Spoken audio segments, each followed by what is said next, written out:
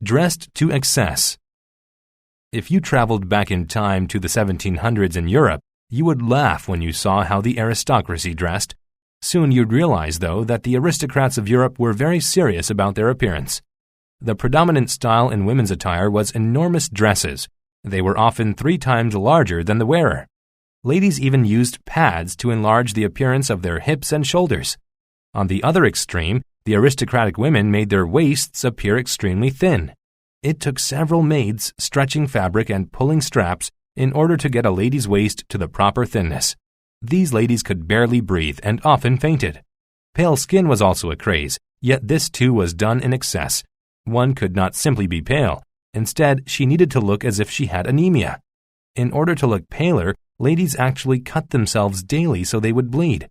The hairstyles, however, were the hallmark of women's fashion. These stood a meter high on the ladies' heads. The columns of hair were a ridiculous tangle of wigs, jewels, flowers, and even stuffed birds. Men's fashion was similarly absurd. Today it would probably seem very feminine. Reputable men wore wigs of long curly hair. Their shoes had large soles or high heels so that they could walk high above the filth on the streets. Furthermore, just like the ladies, the men wore lipstick and put rouge on their cheeks. Their clothes were brightly colored, often purple and pink. They were made from the finest of fabrics and decorated with jewels and lace. The men vied with one another to see who wore the more expensive clothes, for the clothing signified his wealth and status.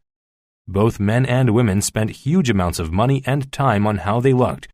Though such vanity would seem vulgar today, 300 years from now, the fashions of our time might also seem completely ridiculous.